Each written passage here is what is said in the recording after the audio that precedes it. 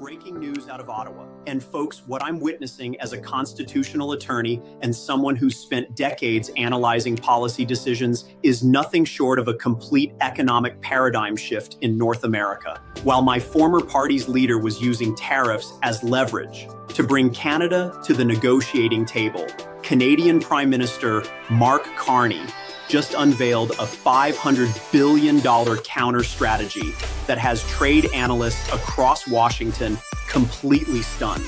And here's the kicker.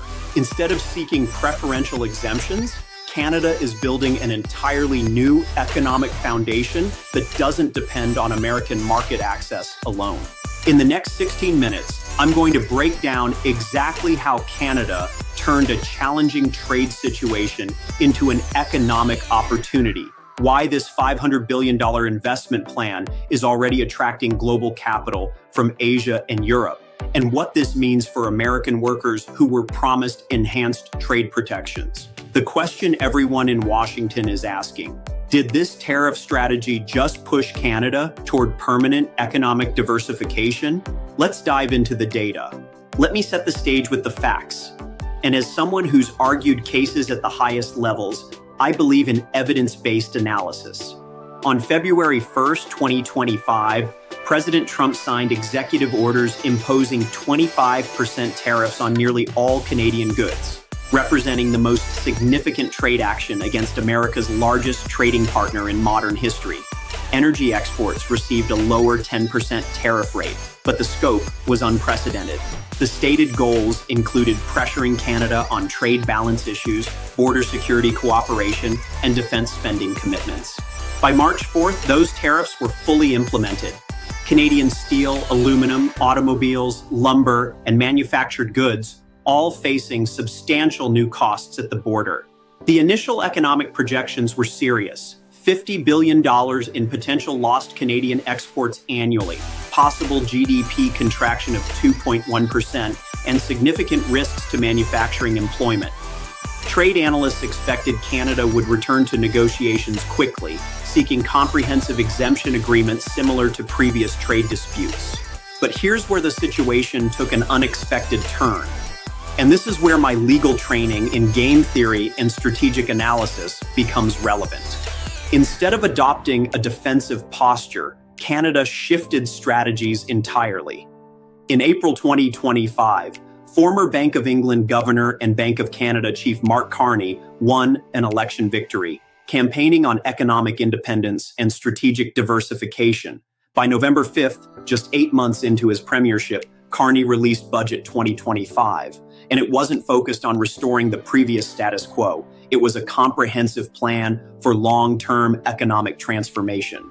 The centerpiece, a $500 billion private investment mobilization plan over 5 years, supported by $78.3 billion in federal strategic spending, representing a 116% increase from the previous fiscal year. But this wasn't unplanned deficit expansion. This was Canada making a calculated decision that it could catalyze $500 billion in private capital by systematically reducing its reliance on the American market from approximately 75% of exports down to below 60% within a decade.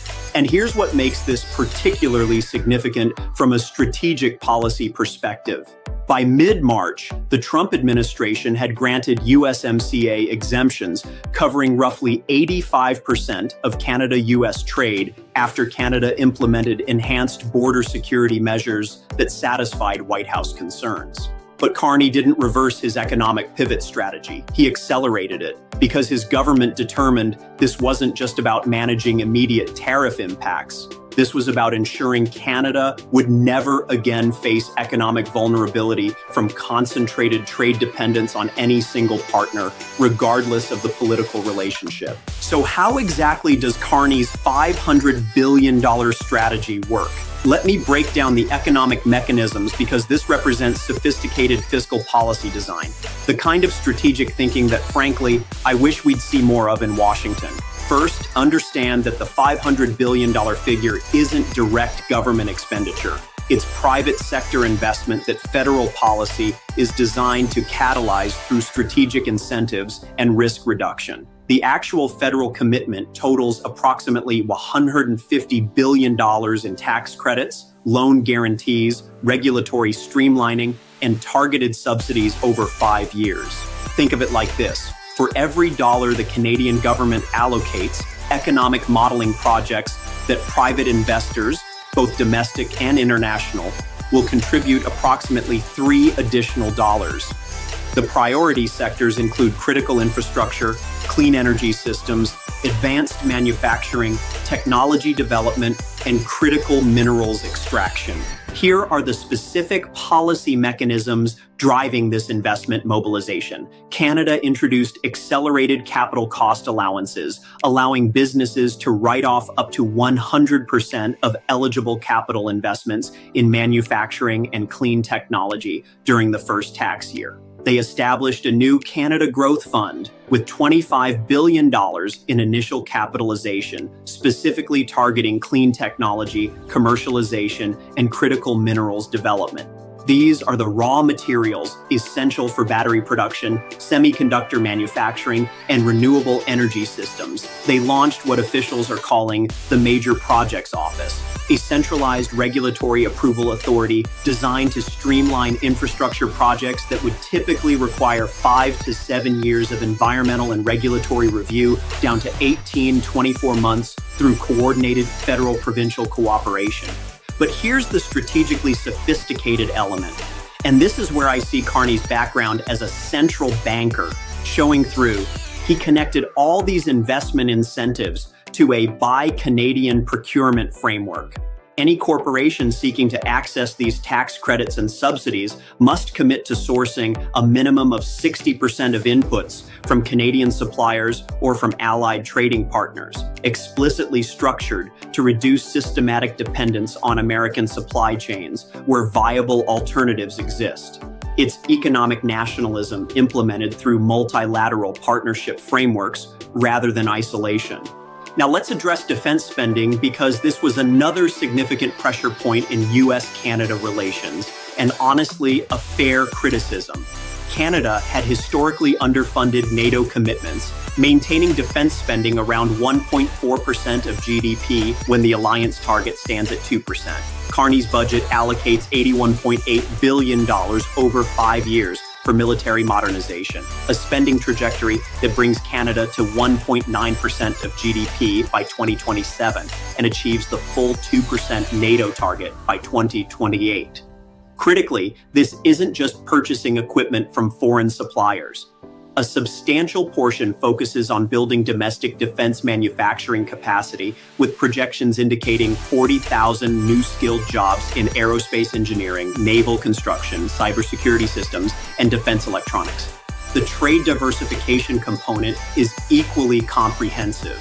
Carney announced a $500 billion trade and investment vision specifically with ASEAN countries. That's the Association of Southeast Asian Nations, representing 700 million consumers and a combined GDP exceeding $3.6 trillion. Canada is actively negotiating comprehensive free trade agreements with India, prioritizing expanded trade volumes with the European Union under their existing CETA framework, and exploring deeper economic integration with Japan, South Korea, and other Indo-Pacific partners. Compare this approach to the original NAFTA renegotiation back in 2018.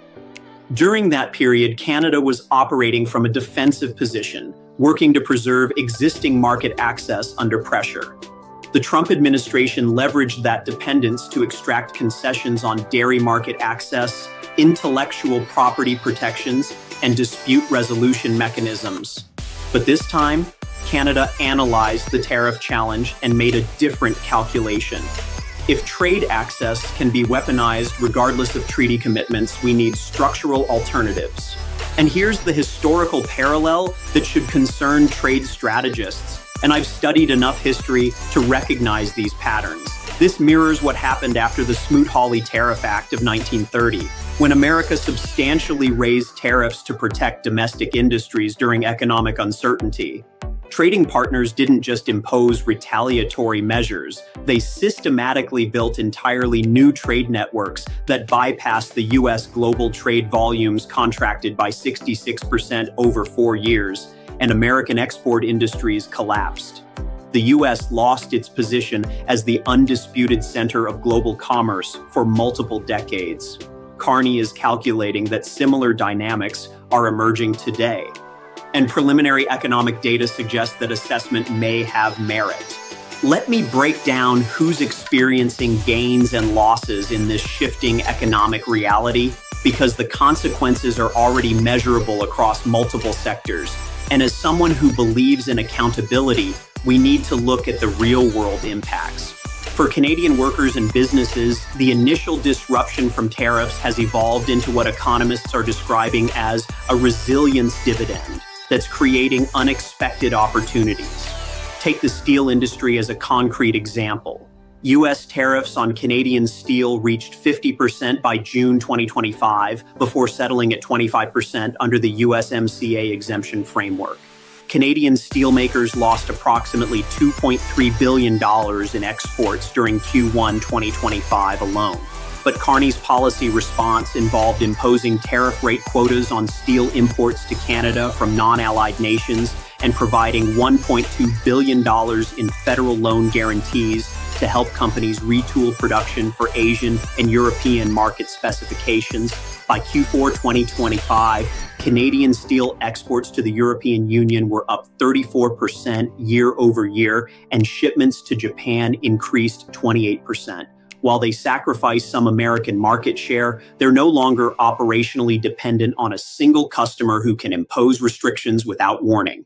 For a mid-sized manufacturing company in Ontario, let's say an automotive parts supplier with 300 employees, the economic calculation has fundamentally changed. Before the Carney administration, they would send 85% of their production output to assembly plants in Detroit and surrounding areas. Now they're receiving government incentives to diversify strategically, new capital investment tax credits if they build production capacity to serve Asian automotive markets, procurement preferences if they supply components to Canadian electric vehicle projects, and export insurance programs to reduce financial risk when exploring new international customers. One company representative told Reuters in a November interview, "The tariff situation forced us to confront a vulnerability we didn't want to acknowledge. We thought USMCA made us secure. It turns out we were just concentrated in a single risk." For American businesses and workers, and this is where I need to be clear about the consequences, this is where economic impacts are becoming visible in quarterly reports and employment data. The United States exports approximately $350 billion in goods to Canada annually. That's our second largest export market after Mexico. When Canada imposed retaliatory tariffs on American steel, aluminum, and agricultural products in March 2025, U.S. farmers in Montana, North Dakota, and Minnesota saw wheat and soybean exports to Canada drop 41% year over year through the second quarter. Even after those retaliatory tariffs were removed in September, market share hasn't recovered to previous levels because Canadian agricultural buyers established new supplier relationships in Australia, Brazil, and Argentina during the disruption period. The energy sector illustrates similar unintended consequences. Canada is the largest foreign supplier of crude oil to the United States, approximately 4.3 million barrels per day. The 10% tariff on Canadian energy added roughly $15 per barrel in costs for Midwest refineries that lack pipeline access to domestic shale production. That translated to an additional 35 cents per gallon for consumers in Wisconsin, Michigan, Ohio, and Illinois throughout spring and summer 2025. Political backlash in those politically competitive states became so intense that the White House granted exemptions relatively quickly, but the impact on consumer confidence in trade policy was already established. For the broader North American economy, the economic integration that took 3 decades to build through NAFTA and USMCA is quietly experiencing structural changes. Cross-border supply chains for automobiles, aerospace manufacturing, and electronics were engineered on the assumption of relatively seamless trade flows. A single automobile assembled in Michigan contains an average of $3,400 in Canadian-sourced components. When those parts suddenly faced 25% tariff costs, even temporarily, automakers like Ford and General Motors had to absorb the additional costs to maintain price competitiveness against Asian and European imports. Ford's Q2 2025 earnings call specifically cited tariff-related supply chain disruptions as responsible for $1.2 billion in lost revenue. And here's what concerns international trade economists most significantly. The $500 billion that Carney is mobilizing isn't just replacing lost American trade temporarily. It's funding permanent infrastructure, port expansions, rail network upgrades, clean energy grids, telecommunication systems that will make Canada's trade reorientation structurally permanent. Once those capital investments are completed, once those new trade relationships are operationalized with long-term contracts, you cannot simply reverse that economic geography. So what do economic policy experts and trade analysts make of this strategic shift? The assessment from economists and international relations observers has been striking in its consistency. Canada called the administration's approach and found a viable alternative path. And frankly, this is exactly what I've been warning about for years. Lawrence Summers, former Treasury Secretary under President Clinton, wrote in the Financial Times in November 2025, Prime Minister Carney has demonstrated what happens when a sophisticated economy with strong institutions decides it won't accept a subordinate negotiating position. The $500 billion mobilization isn't just economically impressive. It's a potential blueprint for other middle power economies watching American trade policy become increasingly transactional and less predictable. Trevor Tome, a trade economist at the University of Calgary who has published extensively on North American economic integration, offered this analysis. The Trump administration wanted to use tariffs as negotiating leverage. Instead, they provided Canada with the political justification to make investments that were economically rational but politically difficult. Every Canadian provincial premier who was initially skeptical of deficit spending supported the plan once the tariff situation made economic diversification a national priority. That's a strategic miscalculation of significant proportions. And here's where my own analysis becomes particularly relevant, because I've been making this argument consistently throughout 2025. The administration's tariff strategy suffers from a fundamental misunderstanding of economic leverage dynamics. You only maintain effective leverage over a trading partner if they cannot develop viable alternatives to your market. By making Canada's continued dependence economically risky, the policy actually incentivized Canada to invest in building the capacity for permanent diversification. As I wrote earlier this year, this represents negotiating strategy in reverse.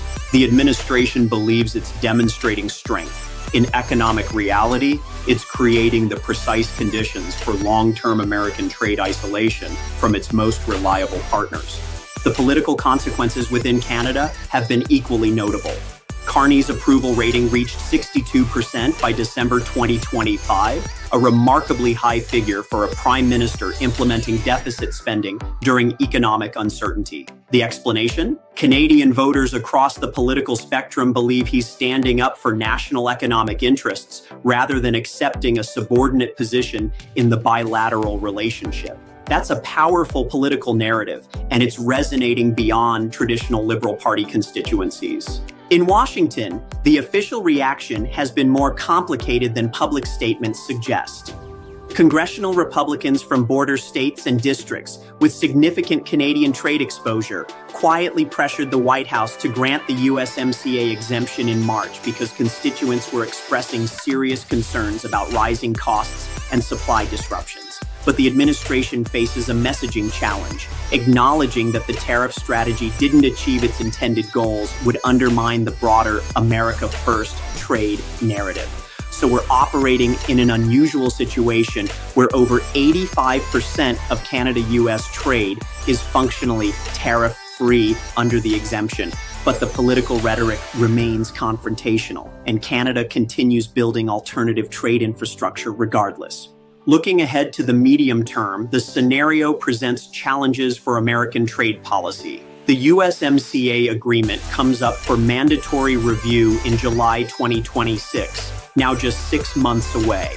President Trump has already characterized it as transitional and suggested it may have served its purpose. If the United States pushes for substantial renegotiation or considers withdrawal, Carney has made explicitly clear that Canada will not be negotiating from a position of economic desperation. They will have developed alternatives. And that's the sophisticated element of the $500 billion strategy. It's not about severing ties with America. It's about ensuring that Canada never again faces a choice between economic survival and national policy sovereignty. That's a lesson that American allies in Europe, Asia, and elsewhere are